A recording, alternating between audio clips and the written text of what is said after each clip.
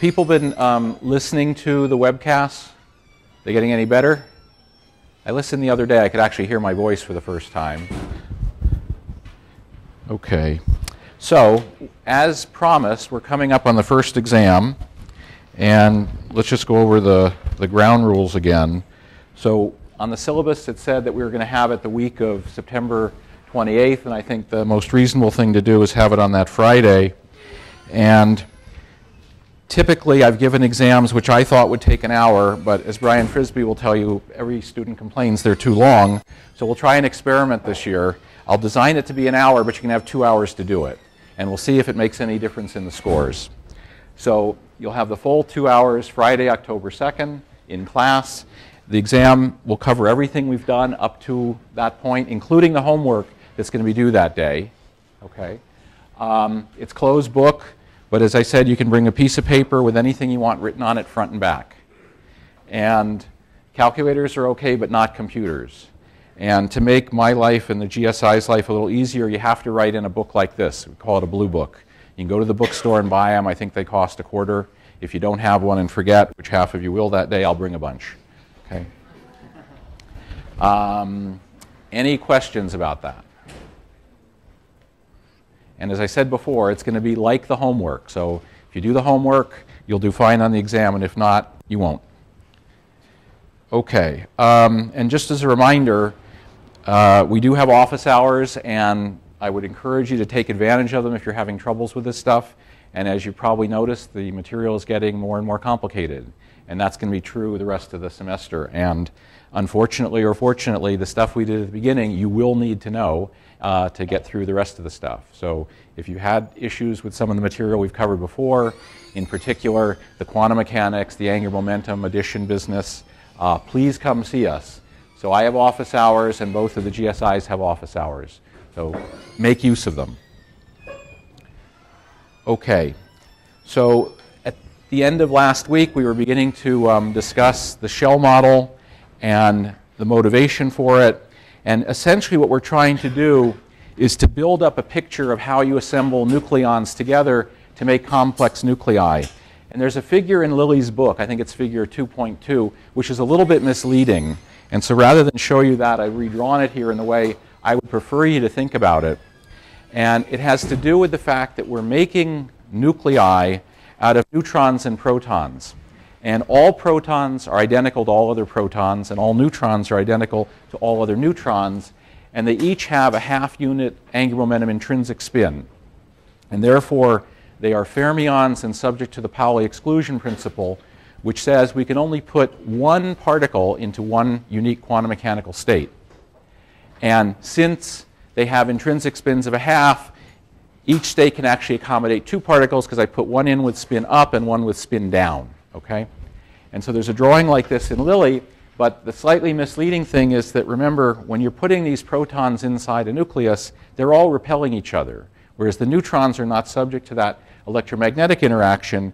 And so when you start filling up the quantum mechanical states, we always start at the lowest energy and put particles in and increase the energy.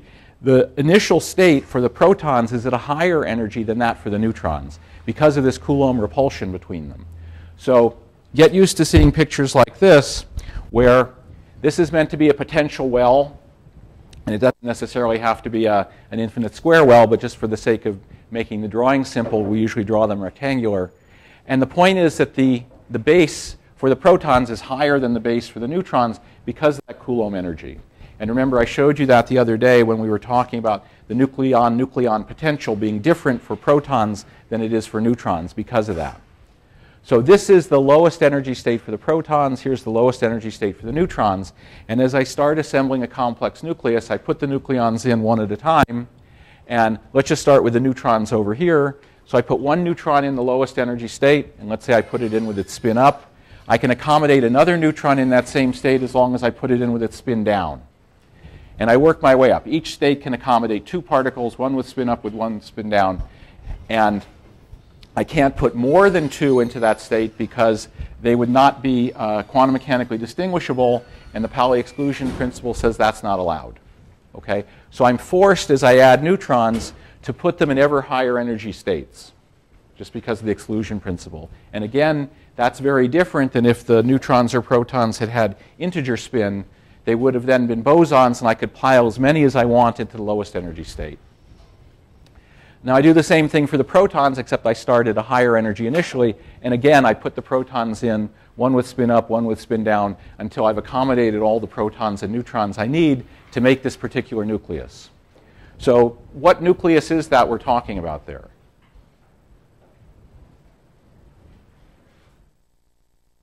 How many protons have I got? Neon, okay, and what isotope?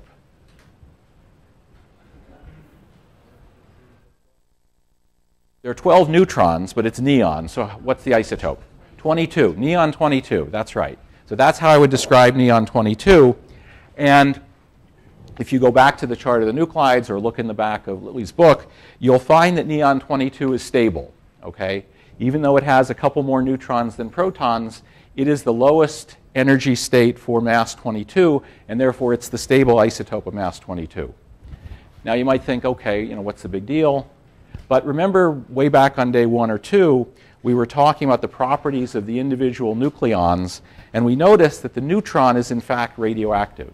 A free neutron beta decays with a half-life of about 10 minutes. And yet I stick 12 neutrons in this nucleus, and I just told you that this nucleus is stable. How come the neutrons don't beta decay?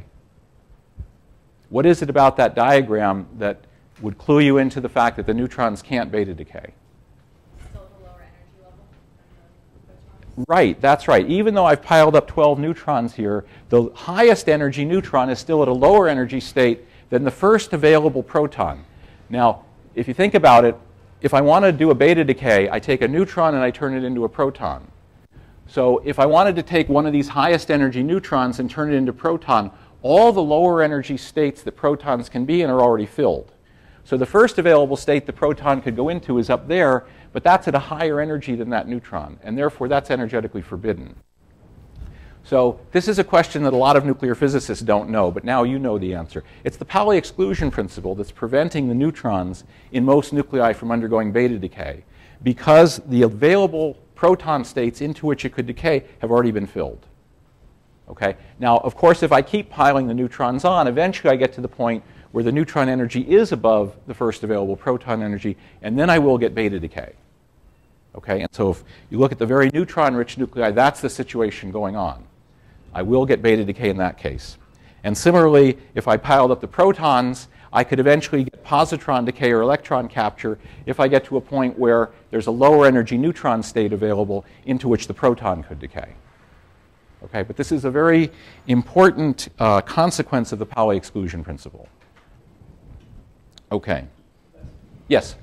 So a free neutron decays into a proton. Right. So does that energy...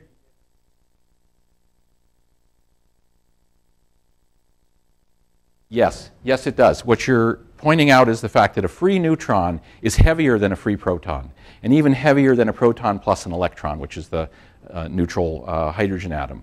That mass difference does play into here. And so I've been a little cavalier in the way I drew this, but in fact you should take into account the intrinsic mass differences between the neutron and proton as well as the Coulomb energy difference in assembling that kind of diagram. But you're absolutely right.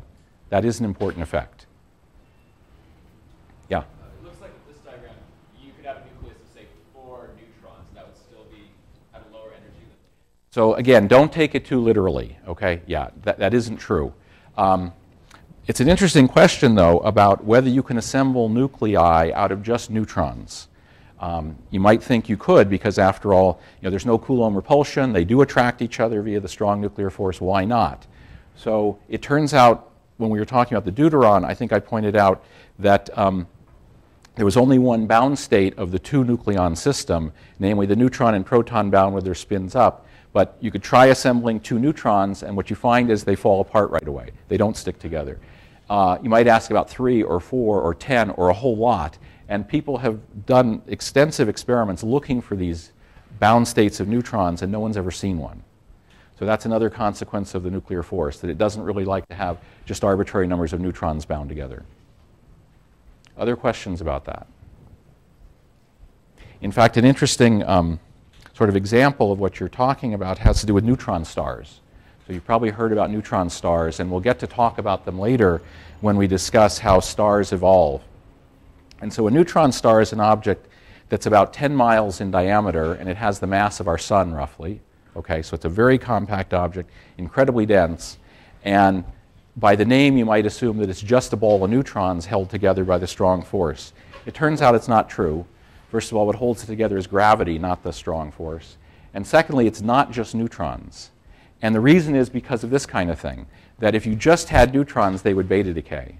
So there have to be a few protons and a few electrons around to prevent all those neutrons from beta decaying. So again, it's sort of a macroscopic demonstration of the Pauli exclusion principle. And what people think is going on in a neutron star is the bulk of the star is in fact just neutrons, and there's a little thin crust, maybe a centimeter thick, where there are protons and electrons that are basically blocking all those neutrons from undergoing beta decay. But we'll talk more about that later. Okay, so I showed you this diagram on Friday, and the idea here was that in looking at this scattering experiment and seeing that if I have a nucleon approaching a target on this side or the other side, it turns out the deflection is in the same direction, but that means that one of them is an attractive interaction and one of them is a repulsive one. That implies that there is this component to the nuclear force that goes as this quantity L dot S, where L is the orbital angular momentum of the incident nucleon with respect to the target, and S is the intrinsic spin of the nucleon and the target. Okay, so given that, this woman, Maria Goeppert-Meyer, and some of her colleagues decided to implement this additional term in the potential. So they took the Wood-Saxon potential that we talked about the other day and added a spin orbit potential. So they wrote it down as something proportional to L dot S, and the constant out front was something that they had to determine experimentally. This turned out to be extremely important and led to the modern version of the shell model. And for this work, she and her colleagues got the Nobel Prize in Physics in 1963. So this was a really big deal. So let's go back through this quantum mechanical addition of angular momentum and see how this plays out. So now I'm talking about a nucleon in a nucleus having both its intrinsic spin S and orbital angular momentum L. Okay? And these are vector quantities. So what we'll end up talking about to characterize a particular shell model state is the total angular momentum of that state, J. And J then is the vector sum of L and S. Okay? So let's just go through some arithmetic here. We can calculate the quantity J squared, and that is the square of the vector sum of L and S. And I just have to remember that these guys are vectors. So if I want to square this quantity, and when I do that, I get L squared plus S squared plus twice the dot product between those two vectors, L and S. And I can solve for L dot S. And the reason I'm trying to do this is to get that term in terms of something I can actually measure. Okay, because I don't really measure L dot S. But I measure J, and I can determine L, and I can determine S individually. So the dot product between L and S then, just doing a little arithmetic here, is a half J squared minus L squared minus S squared. And remember that quantum mechanically, when I square angular momentum, I take the angular momentum and I multiply it times that angular momentum plus 1. So J squared is really J times J plus 1. L squared is really L times L plus 1. And S is really S times S plus 1. And these are all measured in units of h bar, so when I square them, it's h bar squared. Now, because we're talking about neutrons and protons, there's a very strong relationship between L and J. Namely, for a given value of L, J is either L plus a half or L minus a half. And so I can then calculate this quantity for J equals L plus a half or J equals minus a half. And I find that there are two different values. You can just plug that in here. So plug in J equals L plus a half and grind through. Plug in J equals L minus a half, grind through. And what you find is there's a difference between those quantities.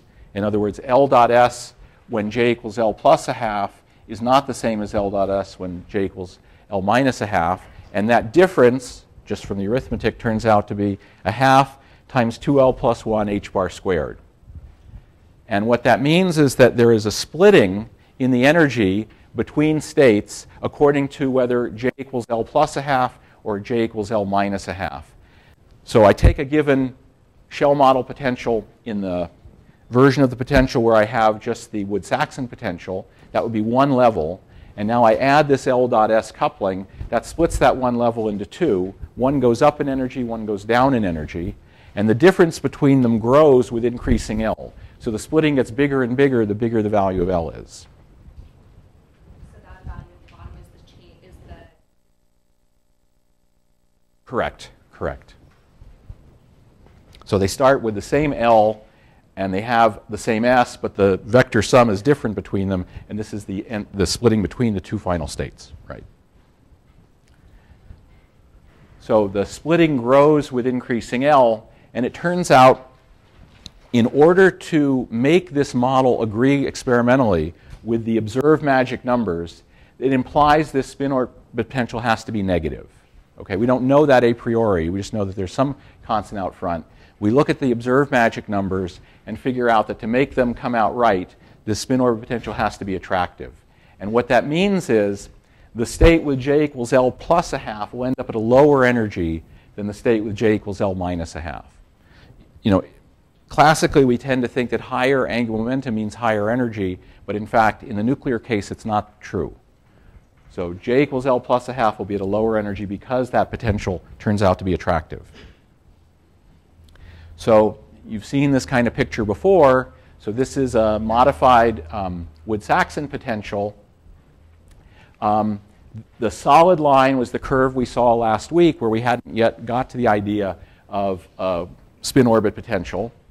So this is the attractive nuclear potential then going to zero as the separation gets large. And here we're neglecting the Coulomb interaction between the protons.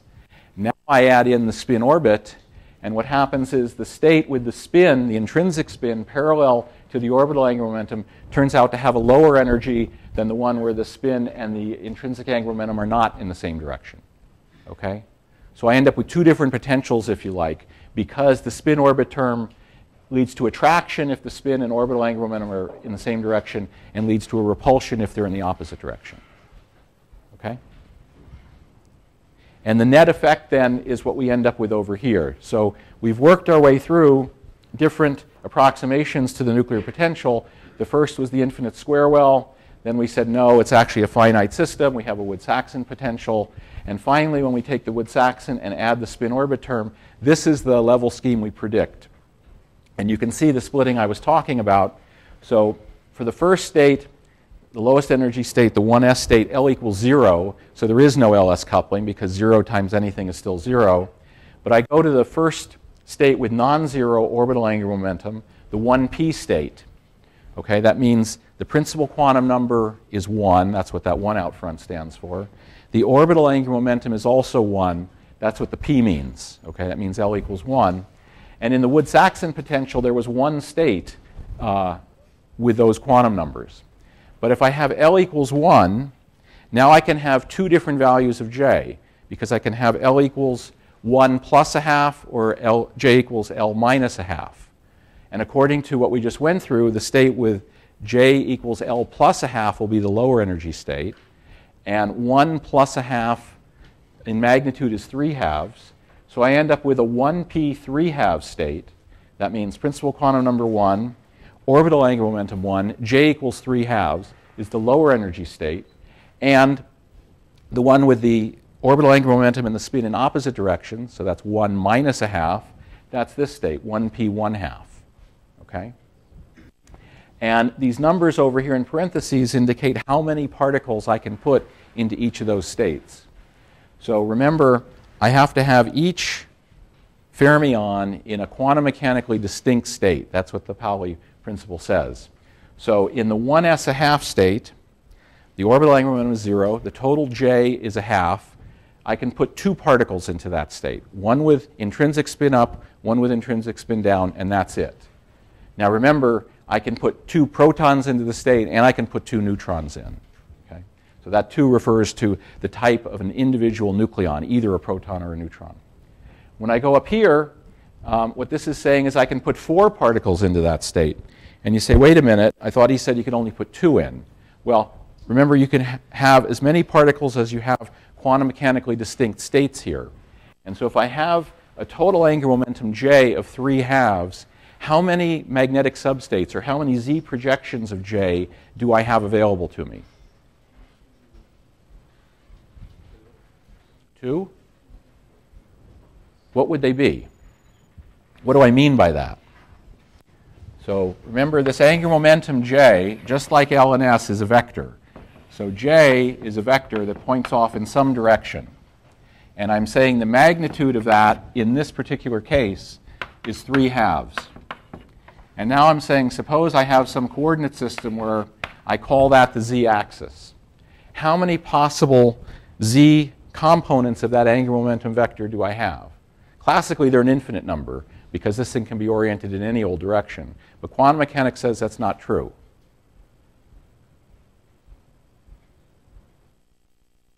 Four. How come? What are they? What are they? 3/2, 1/2, -1/2. Exactly, exactly. So I can have plus 3/2, I can have plus 1/2, I can have minus 1/2, and I can have minus 3/2. For any, and you can think of it as being different orientations of this vector with respect to my z-axis. And you know I'm a terrible artist, but something like that. So not only is the total angular momentum quantized, you can think of the projections of that angular momentum onto any axis you like as also being quantized. And in general, if I have a state with a spin of j, then I have 2j plus 1 z components. And each one of those states is quantum mechanically distinct. And therefore, in this state, I can put 4 neutrons or 4 protons. Okay? When I go up to the next one, the total j is 1/2. 2j plus 1 is 2. I only get to put 2 particles in there. And now notice what happens. So these are the splittings between the major shells.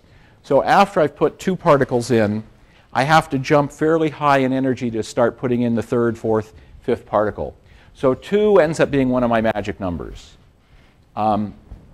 8 also ends up being a magic number because I can put 4 particles here, 2 here, that's 6, plus the 2 I already had. So after I put in 8 particles, again, there's a gap until I get to the next magic number, and so on.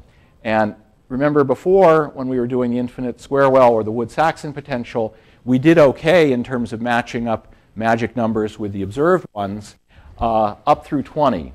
But then when we got higher up, we started missing, because after 20, experimentally, the next magic number turns out to be 28, and that wasn't predicted in either of these approximations. But now, lo and behold, it is. Okay, because after I've got to 20, the next available orbital turns out to be the 1f7/2. So principal quantum number 1, orbital angular momentum L equals 3, total angular momentum 7/2, L plus 1/2.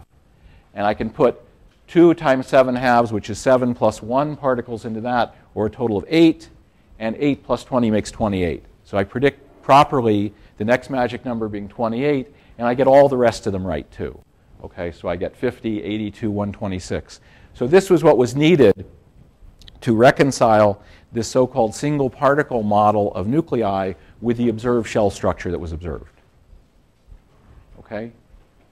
So if this doesn't make sense right now, please go over it, because we're going to use this over and over again the rest of the semester. This is really, really important. Okay, and this is stuff you've seen before, but I want to go over it because it is so important.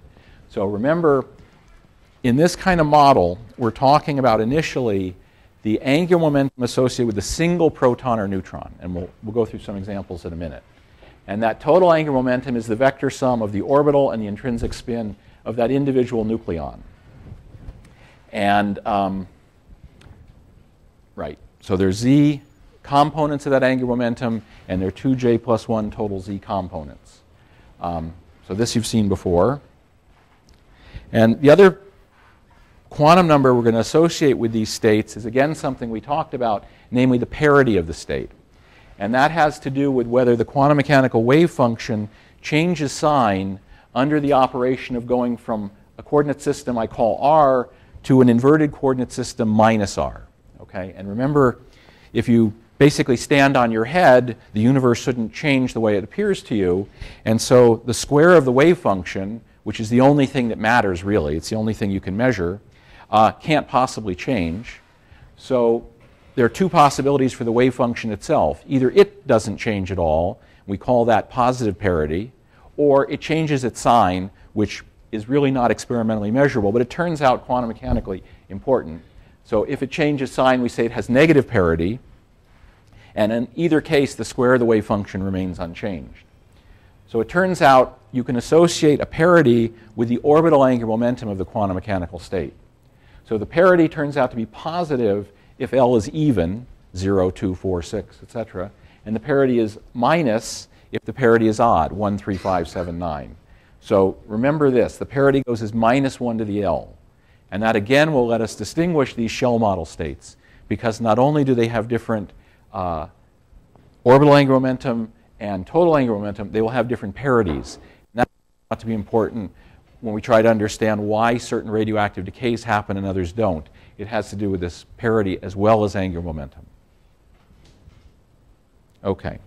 Now, experimentally, I think I also said this before, if you look at complex nuclei and look at those nuclei that have both even numbers of protons and even numbers of neutrons, these are called even-even nuclei. All of them have ground states where the spin is 0 and the parity is positive. This is an experimental observation. And that's, again, a reflection of the fact that when we're putting these neutrons and protons into complex nuclei, they like to pair up because of that spin-spin part of the nucleon-nucleon interaction. So if I have an even number of protons in my nucleus, each one of the protons will find a partner to pair up in such a way that their intrinsic spins and orbital angular momentum add up in such a way to give you a total spin of 0. Okay? And similarly for the neutrons. So experimentally, even nuclei all have 0 plus ground states. We're going to talk about more complicated nuclei in a minute where we don't have even situations. And we might even talk about odd nuclei, which are the most complicated. And the thing to remember is that if you're talking about a complicated nucleus and you want to know the parity of that nucleus, you have to know the parity of each individual nucleon, that is either plus or minus, and the total parity, which we call pi, is the product of all the individual parities. Okay? So in an even nucleus, they're all going to be positive or negative. They're all going to multiply out to give you a positive number. Okay? In an odd A nucleus or an odd one, that may or may not be the case. Okay. So let's talk about the simplest possible nuclei, the closed shell ones. And what I mean by that is a nucleus that has a magic number of both neutrons and protons. Okay, so the simplest one is the alpha particle, helium-4. It's got 2 protons and 2 neutrons. The next one is O16, 8 and 8. Okay, 8's the next magic number. If I have 8 protons, I'm oxygen, and 8 neutrons is O16. The next one, calcium-40, 20 and 20. Okay, and similarly, I can go up the chain. This isn't all of them, but the last one that we know about so far is lead-208, 82, 126. And I don't want to stress this too much, but the analogy is like the noble gases in atomic physics. Okay, so what we're saying is we've closed the nuclear shell with neutrons and protons. These guys are, in a nuclear sense, more inert than their neighbors. And we'll see exactly what that means in a little bit. And so in atomic physics, you're used to thinking of helium, neon, argon, etc., being noble gases. They don't react very much chemically. Well, these guys don't react as much in the nuclear sense as their neighbors. In the atomic case, it's closed shells of electrons. In the nuclear case, it's closed shells of neutrons and protons. Okay, the next simplest situation is what we call a single particle nucleus. Okay? And what that means is I take a closed shell nucleus, like in this case that we're illustrating here, helium-4, and then I add either a neutron or a proton. Okay, so I'm back to a drawing like Lily's where I'm not accounting for the difference in the Coulomb energy. For these purposes, it doesn't matter because all I'm trying to do at this point is to figure out what do I expect the ground state spin and parity of that nucleus to be. So let's first look at helium-5. So helium-5, I know that since it's helium, that means I've got 2 protons. And the fact that it's mass 5 says I have to have 3 neutrons. So where can I put those 5 nucleons? Well, the 2 protons go just fine in the lowest energy state available, the 1s², because one of them will have a spin up and one will have a spin down, and they're different from one another. When I do the neutrons, I can put 2 neutrons in that 1s², a half state, but I can't put the third neutron there because that would not be quantum mechanically distinct from his brothers or sisters here. So I have to put him in the next state available, which is the 1p3 halves. The shell model says that's the next available state, and so I have one nucleon, one neutron, in the 1p3 halves state there. And similarly, if I go to lithium-5, it's the same situation, except now I've got 3 protons and 2 neutrons, and so that one extra proton, the third proton, would have to go in the 1p3 halves orbital in lithium-5. And so I would predict on the basis of this that both of these nuclei should have a spin and parity of 3 halves minus in their ground state. 3 halves because that's the J value of that 1p3 halves orbital, and parity being negative means there's an odd orbital angular momentum. P means L equals 1. You have a question? No, just checking. Okay, good, good, okay. It turns out neither of these nuclei are stable, but that doesn't matter for this argument. So these are nuclei that have one nucleon, that is one proton or neutron, outside a closed shell. And these are analogous in the chemical sense to the alkali metals, okay? In the sense they've got one extra electron hanging out, lithium, sodium, potassium. They like to lose that electron to become a closed shell atom. They're very reactive in that sense. And these guys similarly would like to lose that one extra neutron or proton to get back to being a closed shell nucleus, okay? So nuclei one particle away from closed shells are very either unstable under certain circumstances, or they will react in a nuclear sense and transform themselves back to a closed shell. The other simple situation is what's called a single hole nucleus, okay? And what this means is that they are one neutron or proton away from being a closed shell, meaning they lack one neutron or proton from being a closed shell. So we talked about O16 as being doubly magic. Let's look at O15. Okay, so it's got a magic number, 8 protons. And if we go through the shell model scheme I showed you a minute ago, we get to put 2 protons in the 1s a half, 4 protons in the 1p3 halves, and 2 in the 1p a half. So I get 2 plus 4 is 6 plus 2 is 8. Okay, I close the proton shell.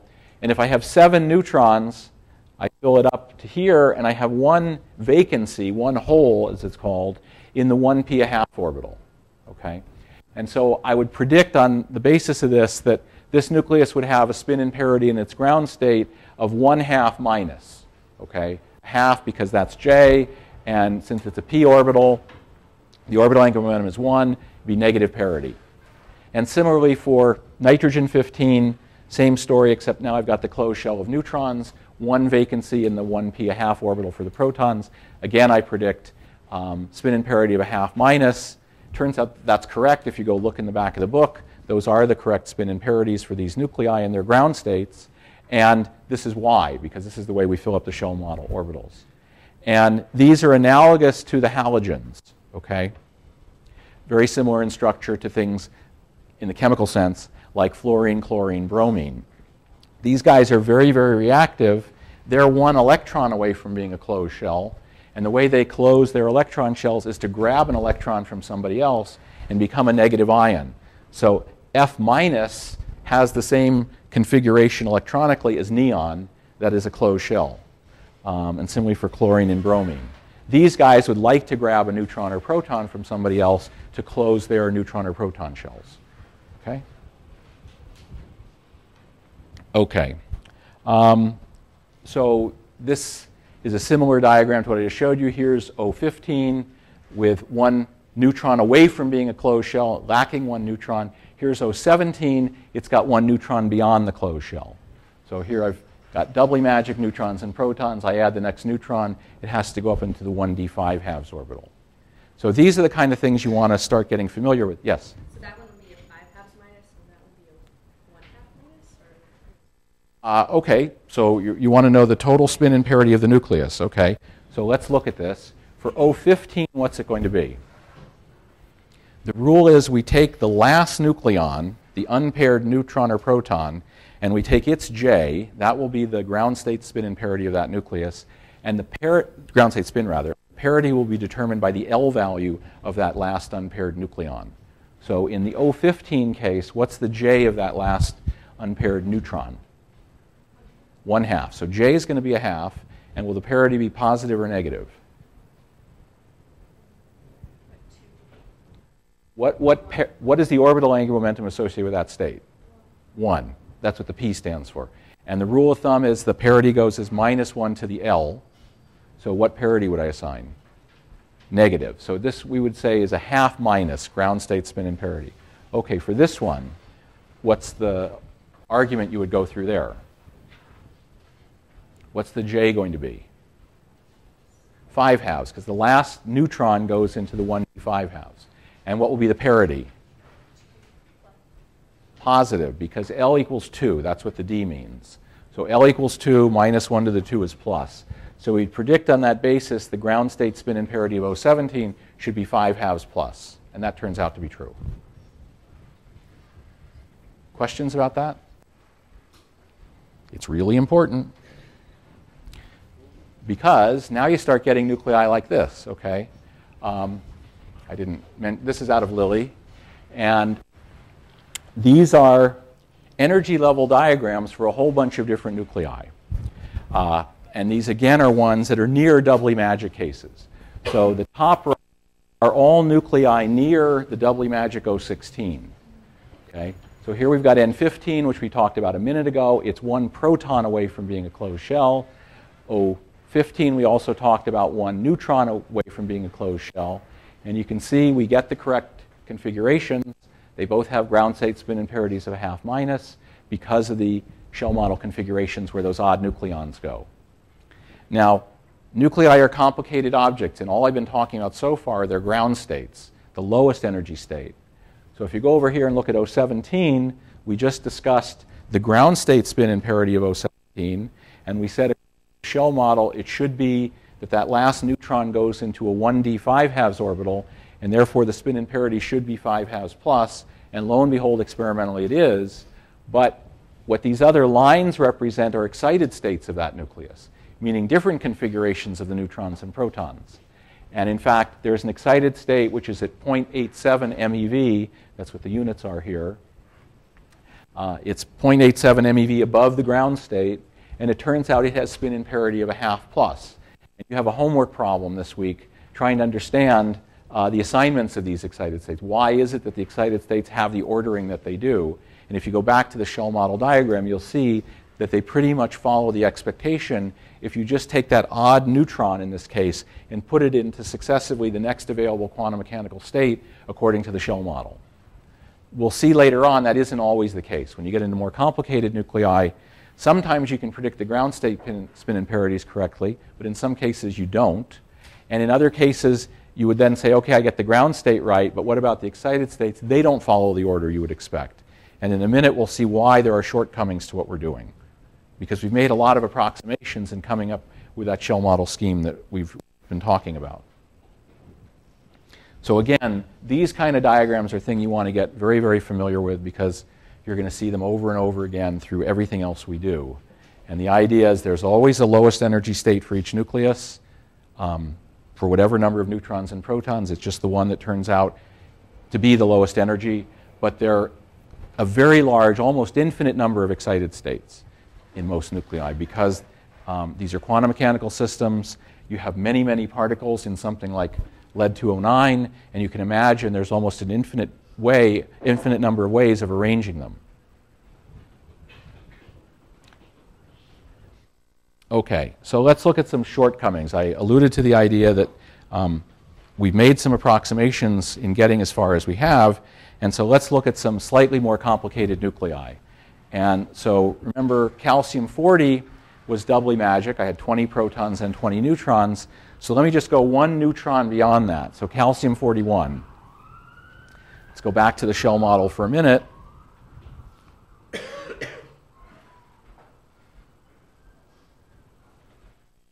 Okay, so calcium, doubly magic, 20 protons, 20 neutrons. I want to make calcium-41 now, so I'm going to put 1 neutron more in. And the first available state, according to the shell model, is this 1f7 halves orbital. So I would predict then that the ground state spin and parity of calcium-41 should be 7 halves and negative parity because F means L equals 3. Okay, fine. So I go and look at calcium-41.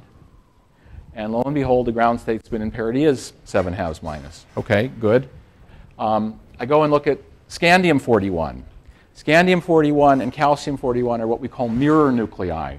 Remember, we talked about those a week or two ago, meaning I just interchanged the protons and neutrons. So in calcium-41, I've got 20 protons and 21 neutrons. In scandium-41, I've got 21 protons and 20 neutrons. Okay? Shouldn't make any difference in terms of the shell model, because that extra proton should go in the 1f7 halves orbital. And lo and behold, the ground state of scandium-41 also has a spin in parity of 7 halves minus. But look what happens when I start going to the excited states. So in the excited states, I would imagine taking that last unpaired nucleon, in this case a neutron, in this case a proton, and just put them in the next available shell model state. So if you go back, you would predict the next one should be a 3 halves minus, and lo and behold, it is in both cases, although the energies are slightly different. But then when I start getting up higher, the ordering starts being different. Okay? That is, the ordering here, 3 halves minus, 5 halves minus, 5 halves plus, is not what I see over here. And according to what we've said so far, they ought to be identical. Okay? And they're not. Similarly, if I go over here to a slightly more complicated nucleus, here's calcium-43. So I've got 3 neutrons beyond the doubly magic situation. Okay, so I put 3 particles into the 1f7 half state. And if I go back a minute, okay, so I'm going to put 3 neutrons into the 1f7 half state. And now if you think about it a minute, I've got 3 neutrons now, each of which has j equals 7 halves. Okay, that seems complicated, okay, to try to figure out what is the total j going to be of that state. But remember, the neutrons and protons like to pair up. So when I start assembling this nucleus, this calcium-43, what's going to happen is I put in the first neutron beyond calcium-40. It'll have its spin in a certain direction. The next one will pair up with it so that the total spin provided by those 2 neutrons adds up to 0. Because remember, we just went through the discussion that experimentally all even nuclei have ground state spin in parity 0 plus. So calcium-42, which would be the nucleus I get by adding 2 neutrons of calcium-40, has a ground state spin in parity of 0 plus. So those 2 neutrons just go in and pair up and give me total angular momentum 0. So when I add the third one, it has no partner to pair up with. Its spin will contribute a total of 7 halves to the nuclear spin and negative parity. So I predict the ground state spin in parity of calcium-43 to be 7 halves minus also. And lo and behold, that's what I see. And similarly, if I go to another mass 43 system, scandium-43, again I see 7 halves minus. Titanium-43, again 7 halves minus. But as soon as I get to the excited states, now the ordering gets screwed up. Okay? And again, according to the shell model, these ought to all be identical. Okay? And they're not, because the shell model isn't perfect. So when you have a homework problem or you have an exam question and someone says, you know, use the shell model to predict the ground state spin in parity of something, or predict the excited states of a given nucleus, it's a good guess, but it's not necessarily going to give you the right answer. Okay? And when we get to even nuclei and odd nuclei later on, we'll see other models that are necessary to explain the excited states there. But if you're told to use the shell model, use it. Use the simplest thing you can think of, and that's as good as you can do within that model. And here are some more shortcomings to show that not only do you sometimes not get the excited states right, you don't even get the ground states right. So here I am not very far away from doubly magic 016. So I'm only at fluorine 19 and neon 19. Okay? So I'm 1 proton away and 2 neutrons away from doubly magic. Okay? So let's look at fluorine 19. I've got 9 protons. That's what makes it fluorine. So I start filling up my orbitals, and the last proton, according to the simple shell model, should go in the 1d 5 halves orbital. Okay?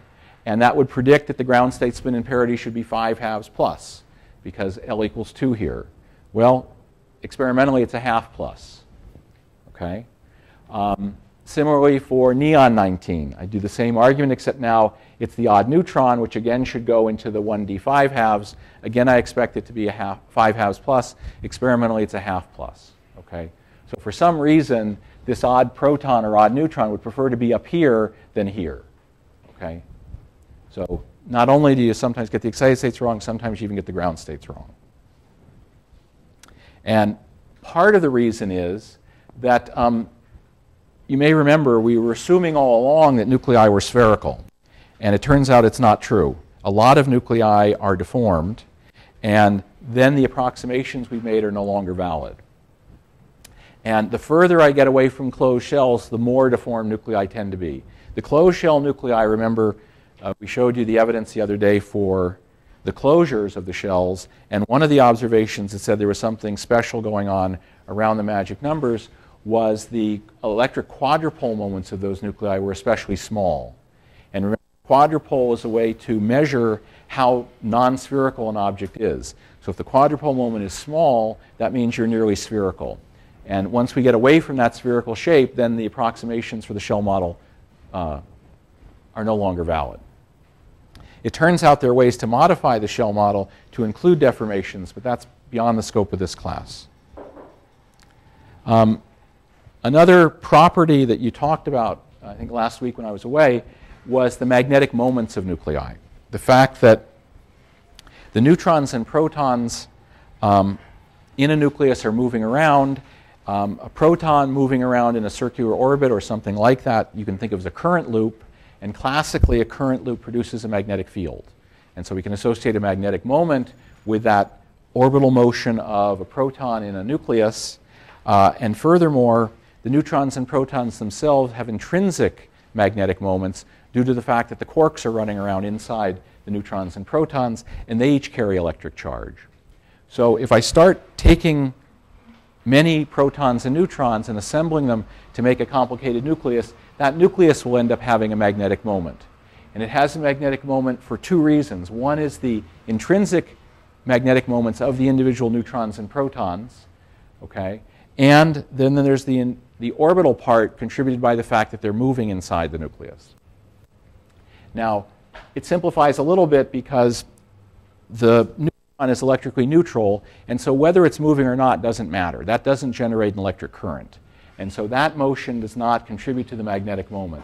So there was a formula written down last week for the magnetic moment of a nucleus. It's measured in nuclear magnetons, and there are two contributors to it. One is the orbital part, and there's a weighting factor, G sub L, which is unique for the neutron and proton. For the proton, it's 1. For the neutron, it's 0 because the neutron has no electric charge. And then there's another factor which contributes, which has to do with the intrinsic magnetic moments of each neutron and proton. And these are the values appropriate for neutrons and protons. They differ in magnitude and they differ in sign because of the different quark configurations of the neutron and proton. You can then take this information and the shell model and predict what the magnetic moments of individual nuclei should be. And the predictions are different for J equals L plus a half and J equals L minus a half.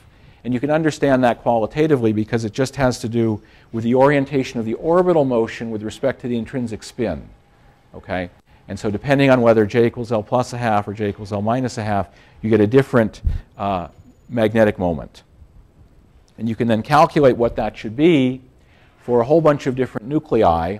And what's being plotted here is the magnetic moment as a function of the J of the value, the J of the odd nucleon. In this case, it's protons. In that case, it's neutrons. And these solid lines are what you would predict from that formula I just wrote down. Okay?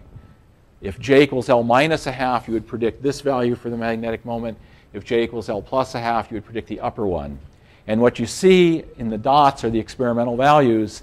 In general, they lie in between these two. Okay, so the predictions overestimate both for J equals L plus a half and J equals L minus a half what the magnetic moment should be. But in general, the trends are correct. Okay, that is, as the total angular momentum goes up, so do the magnetic moments. Okay, and initially you would think for a neutron the magnetic moment should be 0, but in fact it's not. In general, the magnetic moments are smaller for neutrons, but not 0. And similarly for the electric quadrupole moments, again, the measure of the non-sphericity of a nuclear system. You can calculate this quadrupole moment. You can calculate it quantum mechanically if you know what the wave function is. If you go back and look at the definition of a quadrupole moment, it's this funny quantity It's 3z squared minus r squared. So remember, we're looking at an individual neutron or proton running around in a nucleus.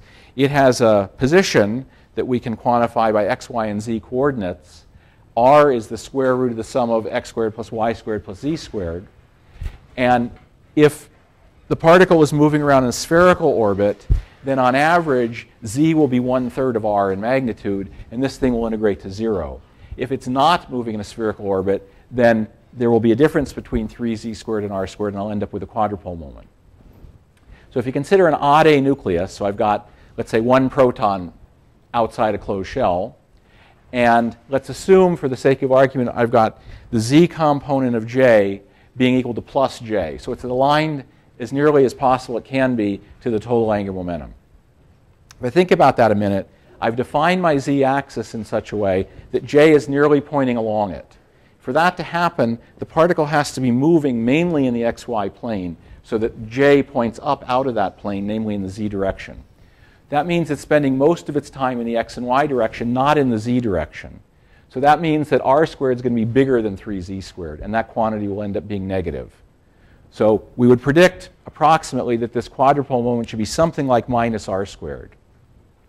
And the real point of this is that we predict a negative quadrupole moment for a particle like that. If I've got an odd neutron, the charge of the neutron is 0, I expect a quadrupole moment to be 0. Okay? What do we see experimentally? I go through shell model states given over on the left here. What I would calculate the quadrupole moment of the nucleus should be if I had one odd either proton or neutron in that orbital.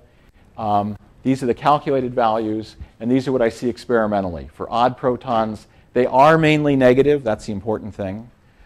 Quantitatively, they don't necessarily agree so well with the calculations, but they are negative. And remember, I predicted the quadrupole moment for an odd neutron ought to be 0. They're not exactly 0, but in general, they're smaller than the ones you get for the odd proton. And so qualitatively, it's giving us the right kind of prediction. Okay, that's a lot of stuff on the shell model. It's really important. I can't say it enough. So go through the homework. If you have questions, come and see me. Come and see the GSIs. We'll pick up here on Wednesday, and we'll move away from the shell model and start talking about more complicated models we need to explain even nuclei and their excited states. Okay, see you Wednesday.